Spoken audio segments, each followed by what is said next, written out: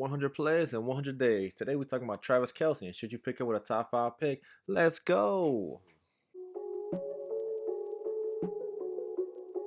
Now we all know Travis Kelce is number one tight end, and it really shouldn't be a debate. The only debate is where you should pick him at in the first round. Let's look at some stats. In 2022, he had one of the best years of his career. He had over 152 targets, he had 110 receptions, and he had over 1,300 yards with 12 touchdowns. He played all 17 games, and that was just one of the first years where Tyreek Hill wasn't there, so he obviously wasn't number one option. Not that he wasn't always number one option, but he doesn't have that alpha receiver on the end taking coverage away. They was locked in on Travis Kelce, so they wanted to see what he could do with it. So a lot of people faded him last year, and boy, were they upset when they realized what happened. So Juju's gone. You got 100 targets that's gone. He want to move on to the Patriots. He ain't dancing no more in Kansas City. The TikTok queen is gone. So Travis Kelce is still the number one tight end, still the number one option on that team. But he's, once again on pace and will be en route for 100 plus targets. He shows no signs of slowing down. So I don't know. I mean, for all the time, he's at age 33. But is he going to eventually, just like we talk about Derrick Henry, LeBron James, these guys, Tom Brady, eventually that cliff is going to fall, and it happens fast. But the timing is the matter.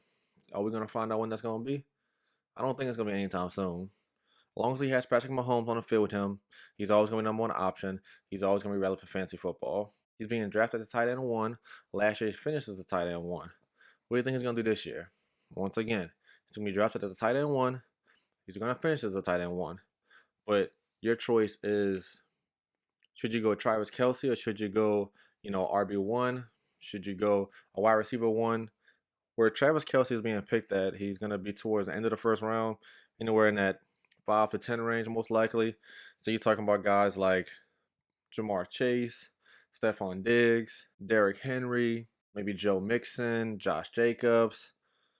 You're talking about guys like Saquon. You're talking about guys on that tier of player who you want to choose in front. I do think that waiting at tight end is probably your best bet. Now, what Travis Kelce is going to give you compared to a, 8th or 9th round tight end, yes, Travis Kelce is obviously going to be better, and you always have the positional advantage when you play a week to week against your opponent, having Travis Kelce as your tight end. But you play one tight end. You play at the very least 2 running backs, at the very least 2 receivers. You're going to have a flex. Some leagues you play 3 receivers, some leagues you play 3 running backs. Some leagues, like the league that I play in, we play 2 flex. So let's say you want to go 4 different running backs.